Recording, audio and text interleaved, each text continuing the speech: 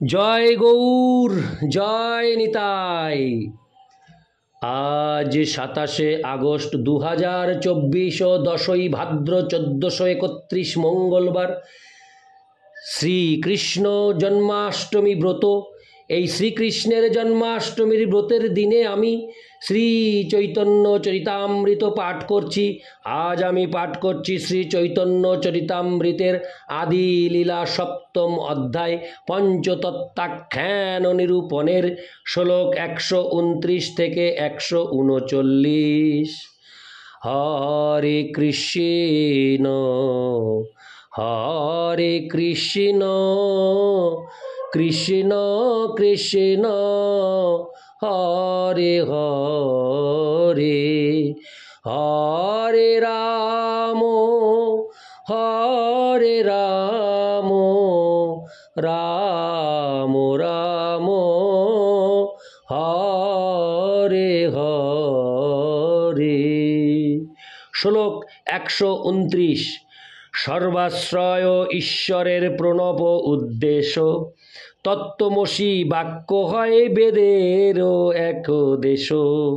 শ্লোকার্থ: প্রণব বা ওকার, প্রণব বা ওঙ্কার এর দ্বারা সমস্ত বৈদিক জ্ঞানের চরম লক্ষ্য পরমেশ্বর ভগবানকে বোঝানো হয়েছে।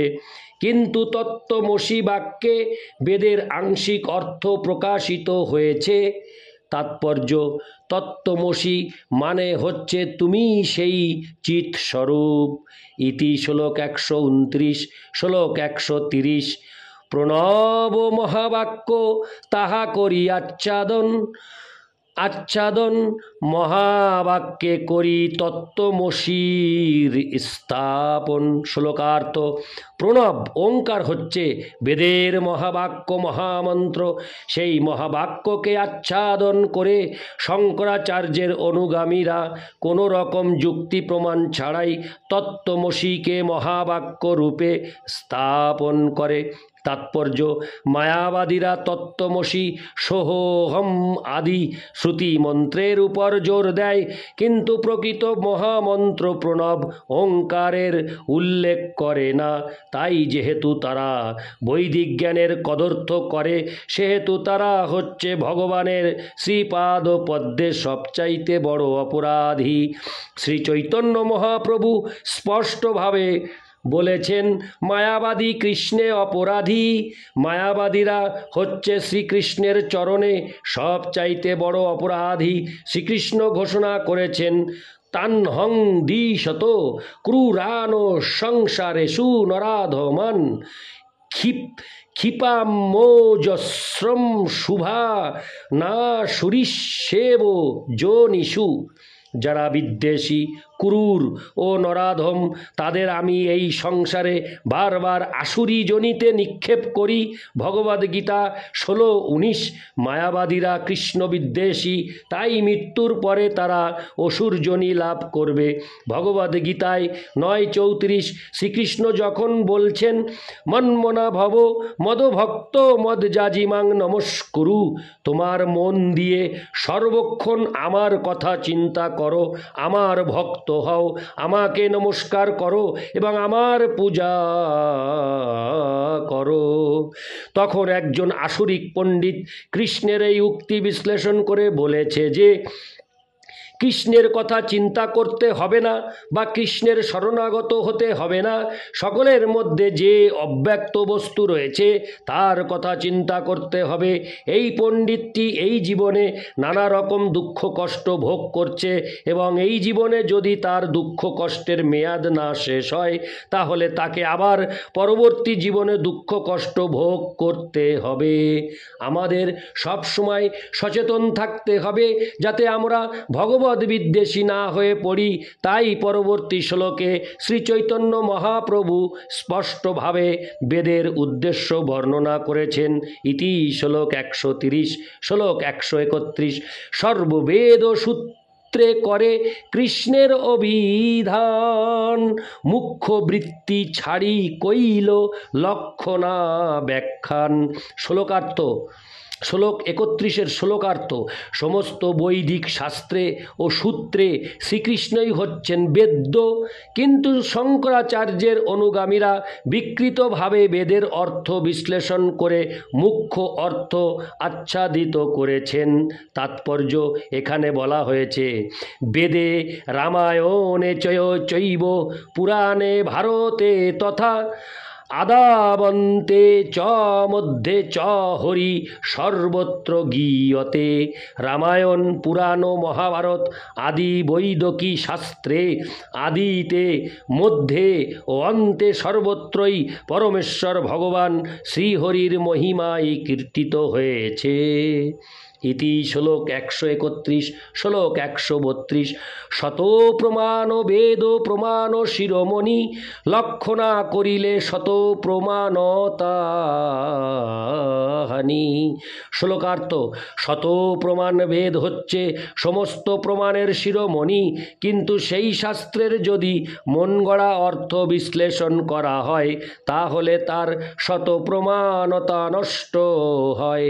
তাৎপর্য, আমাদের উক্তির যথার্থতা প্রমাণ করার জন্য আমরা বৈদিক প্রমাণের উদ্ধৃতি দিই, কিন্তু সেই বেদের যদি মনগড়া অর্থ করা হয় তাহলে বৈদিক শাস্ত্র ভ্রান্ত ও অর্থহীন হয়ে পড়ে।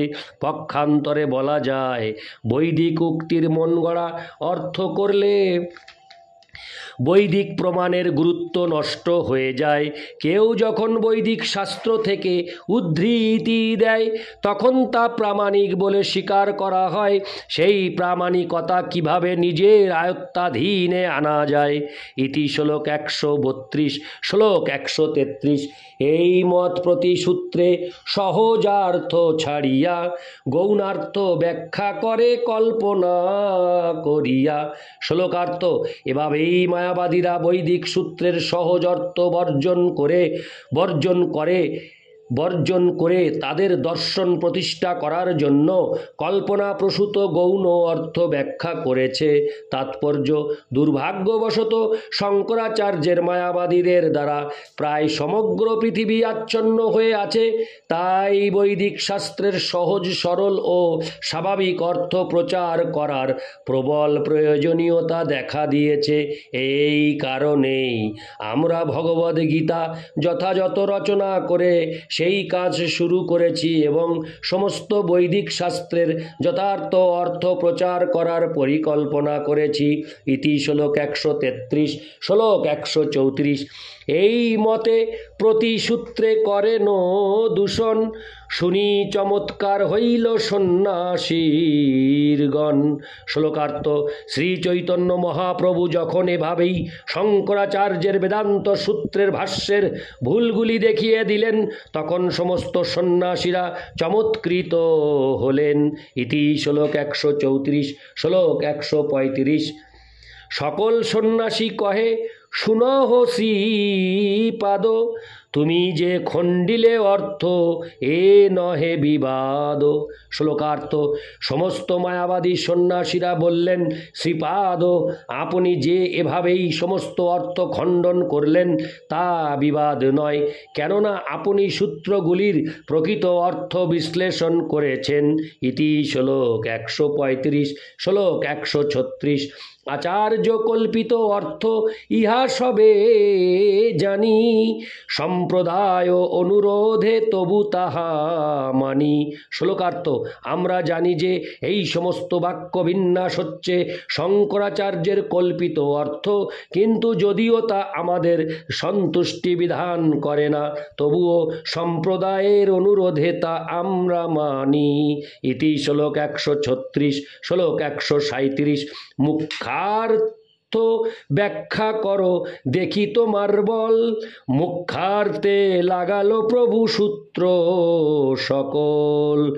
শ্লোকার্থ, মায়াবাদী সন্ন্যাসীরা তখন বললেন, আপনি কিভাবে মুখ্য অর্থ অনুসারে এই সমস্ত সূত্রের ব্যাখ্যা করেন তা আমরা দেখতে চাই। সেই কথা শুনে শ্রী চৈতন্য মহাপ্রভু বেদান্ত সূত্রের মুখ্য অর্থ ব্যাখ্যা করতে লাগলেন। ইতি শ্লোক 137, শ্লোক 138।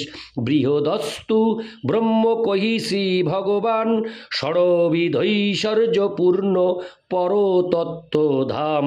শ্লোকার্থ: বৃহত্তম থেকেও বৃহত্তর বস্তু যে ব্রহ্ম, তিনি হচ্ছেন পরমেশ্বর ভগবান। তিনি ষড়ৈশ্বর্যপূর্ণ এবং তাই তিনি হচ্ছেন পরম তত্ত্ব ও পূর্ণ জ্ঞানের আশ্রয়। তাৎপর্য: শ্রীমদ্ ভাগবতে বলা হয়েছে যে তিনভাবে পরম তত্ত্বের উপলব্ধি হয়। নির্বিশেষ ব্রহ্ম সর্বভূতস্থ, নির্বিশেষ ব্রহ্ম সর্বভূতস্থ পরমাত্মা এবং চরমে পরমেশ্বর ভগবান। নির্বিশেষ ব্রহ্ম এবং সর্বভূতে বিরাজমান পরমাত্মা হচ্ছে পরমেশ্বর ভগবানের শক্তির প্রকাশ। ভগবান ষড়ৈশ্বর্যপূর্ণ এবং তার সেই 6টি ঐশ্বর্য হচ্ছে বৈভব, বীর্য, যশ, সৌন্দর্য, জ্ঞান ও বৈরাগ্য। যেহেতু তিনি ষড়ৈশ্বর্যপূর্ণ, তাই ভগবান হচ্ছেন পরম জ্ঞানের চরম তত্ত্ব। ইতি শ্লোক 138, শ্লোক 139। স্বরূপ ঐশ্বর্যে তার নাহি মায়া গন্ধ, সকল বেদের হয় ভগবান সে সম্বন্ধ। শ্লোকার্থ: তার স্বরূপে পরমেশ্বর ভগবান মায়িক জগতের সব রকম কলুষ থেকে মুক্ত, চিত, ঐশ্বর্যপূর্ণ, তাই তিনিই হচ্ছেন সমস্ত বেদের চরম লক্ষ্য। ইতি শ্লোক 139। না হরে কৃষ্ণ হরে কৃষ্ণ কৃষ্ণ কৃষ্ণ হরে হরে, হরে রাম হরে রাম, রাম রাম হরে হরে। জয় গৌর, জয় নিতাই, রাধে রাধে, হরে কৃষ্ণ, হরি বল।